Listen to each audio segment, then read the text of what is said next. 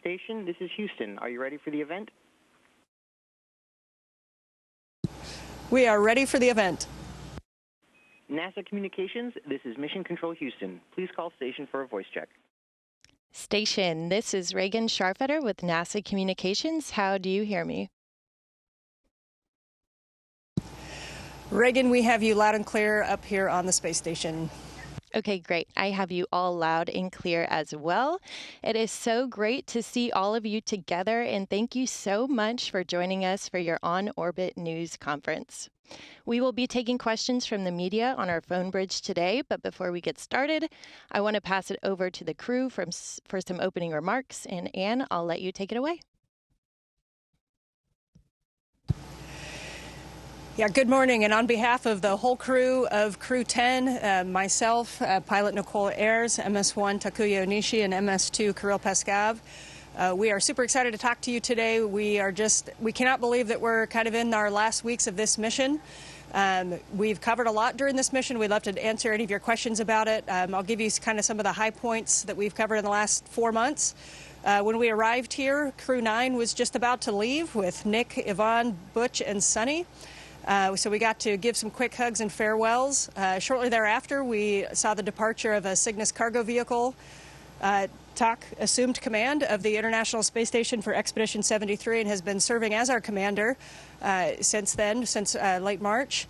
And then we crossed with Don Pettit for a period of time with his Soyuz crew. We welcomed Johnny Kim and his Soyuz crew. We had SpaceX 32 cargo vehicle. We had one EVA where we conducted some upgrades with the IROSAs and did an antenna relocate. And then we also got to participate recently in a private astronaut mission of Axiom 4, who just left a couple weeks ago. And here shortly, we're going to welcome Crew 11, Zena, Mike, Kimya, and Oleg. So it's been a great mission, but a packed mission, and we are ready to take your questions. All right, thank you so much. We will go ahead and get started then with our media questions. A quick reminder, though, to our media partners to press *1 to insert yourself into the question queue and *2 to take yourself back out. And with that, we'll go ahead and get started with Jonathan Surrey from Fox News. Thanks so much for taking my question, and good to be with you. Questions for each crew member. What have you enjoyed most about your time on station, and what is the one thing each of you most looks forward to back on Earth?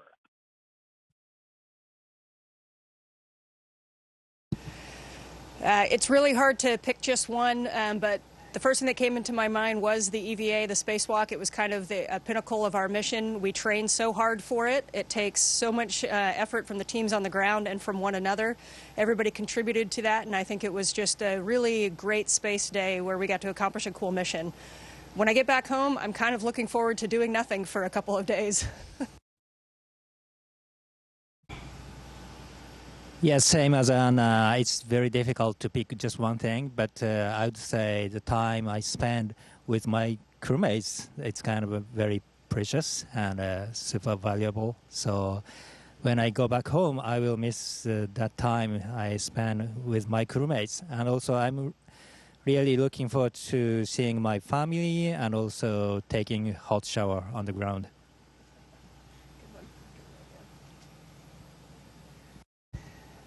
I think Ann and Tak already stole a couple of the good ones. So I actually love the view up here. I think that it's something that is awe-inspiring to everybody, and it touches everybody in a different way. I have absolutely loved looking out the window, taking pictures, trying to share the view with everyone down on Earth, both just the normal day humans, everyday humans, and then also the scientists and researchers that use the pictures for data. So, yeah, I think that's been one of my favorite parts, in addition to what Ann and Tak said. I'm actually looking forward to like a big juicy burger on the beach.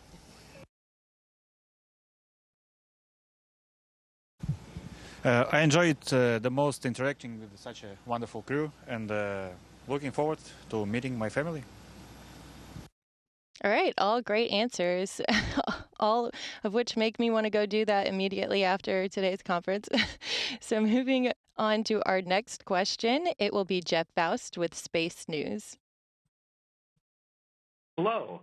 Curious if anyone can comment on their perceptions of the state of the space station as you wrap up your time there, the quality of the facilities and so on, and if you're noticing any impacts from the reduction in cargo missions in terms of supplies and experiments to work on. Thank you.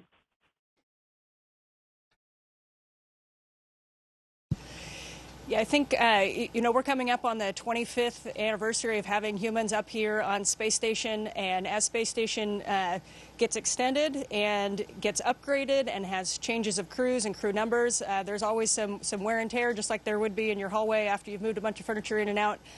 But the current state of the space station, it is in a phenomenal condition to continue this mission. We all feel very safe being here. The teams on the ground are continuing with their A+ work as usual. You can see wires and cables and everything around us, and that's what science looks like when it's being done on the space station. We're currently in the JAXA experimental module here, and I can just look around and see the science that's ongoing. So we still are conducting simultaneously hundreds of experiments inside and outside of the space station, and the space station is more than ready to do that for the next 6-7 years. And we're excited to see that because as we shift our priorities toward Artemis and deep space exploration, there's a lot of questions that we have left to answer. And I think it's absolutely critical that Space Station is a platform here that we can continue using as a proving ground for those missions. Okay, moving on to our next question. It will be with Jason Cutshaw with Army Space and Missile Defense Command. Hi, this is Jason. Question for Colonel McLean. What were some of your favorite things about this trip as opposed to the last trip, and how did the last trip into space prepare you for this mission?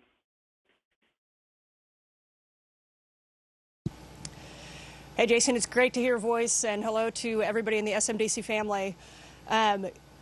This mission has been different than the last one just for a few different reasons, just perspectives and the science that's going on station. I'll say the biggest thing is that I think for both Tak and I, we've reflected on having the experience of the first space flight. It kind of reduces the number of unknowns. So there's you're kind of a lot calmer going into the flight. You kind of know what to expect, know what to prepare for. And so I think the biggest difference between last flight and this flight that I've really enjoyed seeing is the difference in some of the science and the advancement. 6 years ago, I got to be part of some experiments in protein crystal growth where we were asking, can we produce protein crystals to use for human disease pathology research on the ground? And some of those early missions, I remember looking through a microscope in the lab in 2019 and looking at the protein structures and how big they were growing, and we were really asking, can we do this? And then fast forward to now, the protein crystals that we've grown on Space Station have had a direct impact on research on the ground. Drugs like Keytruda that have been accelerated because of Space Station research. And so really getting to see that the science is ongoing, but it's not new things every time. We are continually building off the last mission. I think that's been really exciting to see. Okay, perfect. Moving on to Josh Dinner with space.com. Hi, thanks for doing this. Can each of you speak a little bit to experiments that stood out to you specifically as particularly promising for the future of space exploration?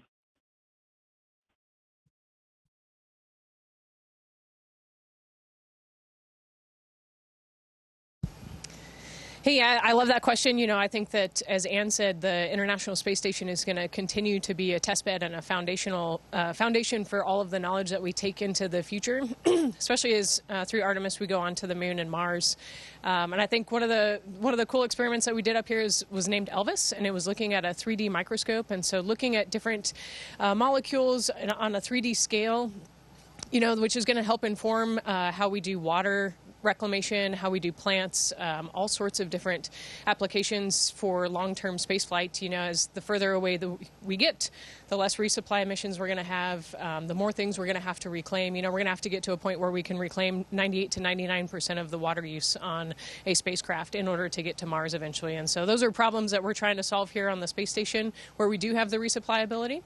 And Elvis was a great example of how we can look at those different types of fluids and liquids and figure out how to really make them better, not only for space exploration, but then it also informs how we do agriculture and how we look at water systems on Earth as well.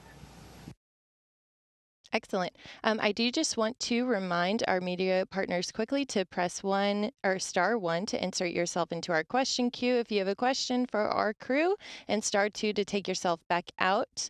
And with that, we'll go ahead and pass it over to Mikio Tanabe with the Japan Broadcasting Corporation. Hi, everyone. Thank you for taking my question. My question is for Onishi-san. So you became the ISS commander in April and have played a very important role over the past 3 months. So can you talk about what you focused on as the ISS commander as you are looking back on your time in space? And also, you will be welcoming your colleague Kimiya Yuichi-san to the ISS. During a recent press conference with him, he said, you are doing a great job in orbit, and that's actually a big pressure for him. I think it was a kind of joke. So can you please talk about what you want to say to him when you first meet him at the entrance hatch of the ISS? Thank you. Hey, thank you for the question. For the first part of your question, so it's been a great honor for me to be the commander of this excellent crew. And I think one of the biggest responsibilities that ISS commander has is the safety for crew as well as the station.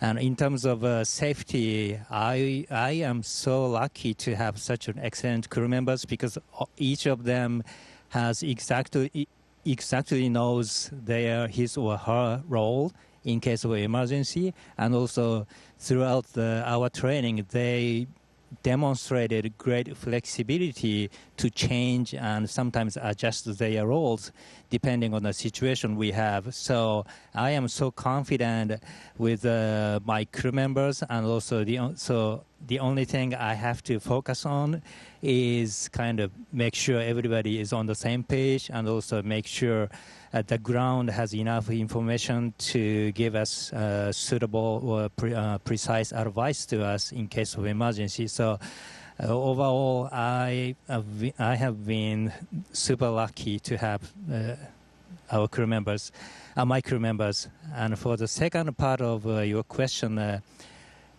it's super exciting to be able to see one of my best friends in space. I don't think many astronauts can get such an opportunity. So he and I got selected as an astronaut candidate in 2009 together. So I'm really looking forward to seeing him on board. And what I'm going to say is probably welcome and really, really great to see you. Probably that super normal, ordinal phrases, but that's something that coming up in mind now. Thank you for the question. All right, our next question will be with Nicholas Gibson from the Spokesman Review. Hi, thank you all for being here today. Before the launch, I had asked you all how you expect this experience might change you, and now that we're on the other end of it, I'm curious what new perspectives or reflections you all will be bringing home with you.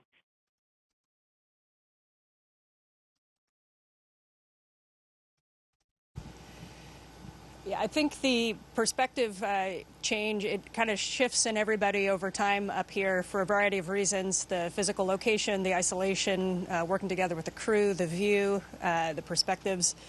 For me personally, what's really humbling and perspective changing about spaceflight is how many people it takes to make this possible, how challenging it is to have a normal day on space station. There's really no normal day. There's always something going on. There's always a problem to be solved, and there's always a massive team on the ground somewhere around the world that is having to work really hard to keep the train on the tracks.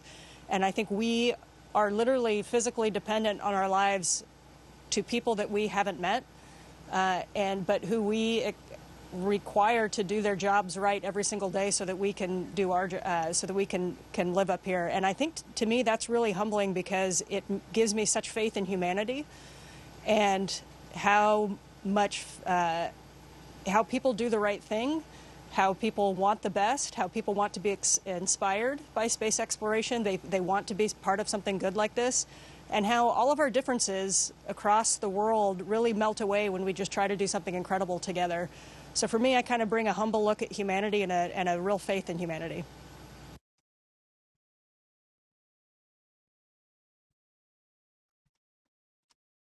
I think I would echo what Ann said. I've marveled at what the ground team can do and how normal our days can be up here. But I've also marveled at, again, the world and the view. And, there aren't lines on the earth that draw country borders. Each state is in a different solid color up here. We learn geography by geology is what I like to say, and we learn the different continents and different countries by their colors and textures, and and it's been a really beautiful reminder that we're all just one human race working to live on this fragile marble. And so taking good care of the earth, I think, is one of the biggest perspectives that I'm going to take home.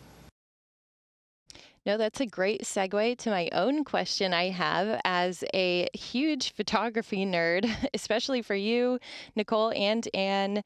What has been your absolute favorite thing or things to shoot while on station?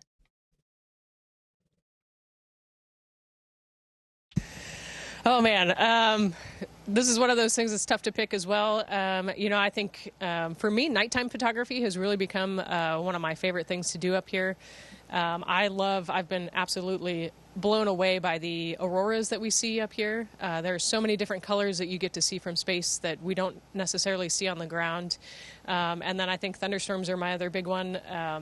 Recently I've been very fortunate to catch what we call transient luminous events. And so, again, one of those things that is really important for science. It's, the electrical activity that happens above the clouds. And we have such a unique perspective up here on the International Space Station that you can't really get anywhere else, that we get to see the TLEs above the clouds, both from an oblique angle and then also looking straight down on them, which is something that we just can't see from satellites or from Earth. And so I think that not only are they gorgeous, but they're scientifically relevant, and they're going to tell us a lot about the upper atmosphere and thunderstorms and all of their characteristics. Amazing. So our next question. I think amazing. Oh, so sorry. I'll let you go. I was just going to echo the thunderstorm comment. That's been one of my favorite things to photograph here, and we would be remiss if we didn't give a huge shout out to our crewmate Don Pettit, who we were fortunate enough to cross paths with for a month. And I think most people, down there can appreciate his photography, but something that we just really benefited from was his character of wanting to pass on every little bit of knowledge that he had. And so he passed on not only the physical skills on how to take these pictures, but also his passion for them. And so we're going to hope to pass that on to Crew-11 as well. But a lot of the photos that you've seen from us this mission are really a lot of credit to Don for taking the time to teach us how to do that. Amazing. Thank you both. Our next question will be with Bill Harwood with CBS News. Thank you very much. I just want to follow up on Jeff Faust's earlier question about the overall health of the space station. We've been following the work the Russians have been doing to manage the small air leak back in the aft compartment. Can you guys give us an update on what your knowledge of that is? Is it still leaking? Is it something you think about? Is it so minimal that it's no problem at all? Just maybe a little update on that. Thanks. Yeah, sure, I'll take that. I know that it's been in the news, the leak, and our teams both at NASA and in Russia have been taking a very deep and close look at that. It's been a challenge for the managers. Luckily, one of the things that NASA does best is face challenging problems, and the space station is older, and this is one of those problems that creep up when you have an older space station. So we feel very safe. I think if what our responsibility is as crew is to understand all of the potential the potential outcomes of what could happen from the nominal to the worst case, and to be prepared to react to all of those. I think as far as the engineering analysis, that might be a better question directed down to our management on the ground. I know that they are digging deeply into it, and I think our focus really is just reacting to whatever protocols they have in place and agreements they have in place, and then, of course, whatever actions we would need to take in the state of an emergency.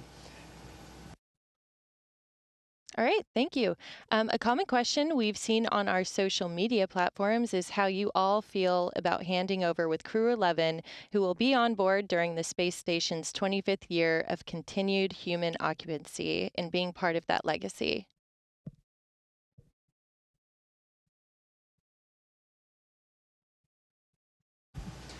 Yeah, it's always exciting to see new crew members on board. So we are super excited, and also we just started some preparation to welcome them. So like cleaning our crew quarters and preparing their own food and personal items and PC, laptops, tablets, and so on. We are so excited, and that's how we have been continuing our exploration here on board the International Space Station. We took over ISS from Crew-9, and also we now handing over this station to our next crew. And also, luckily, we have Soyuz crew members between the U.S. vehicles that enables us to smoothly conduct our handover. So it's super great excitement for us. All right. Well, those are all of our questions we have for today. Again, thank you so much to our crew for joining us today, as well as our media partners for your continued interest in their mission. Before we wrap, though, I did want to share that the road to Crew-10's return home begins with the launch of NASA's Crew-11, targeted for no earlier than Thursday, July 31st. You can watch their arrival to Kennedy Space Center tomorrow on NASA's Kennedy social media accounts, but in the meantime, you can continue following updates on Crew-10's mission on nasa.gov/station. Anne, Nicole, Tak, and Kirill, thank you again, and we can't wait to see you guys back home.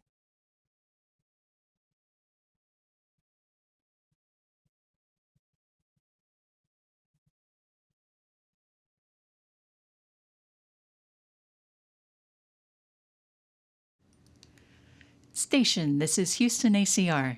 Thank you. That concludes our event. Thank you to all participants. Station, we are now resuming operational audio communications.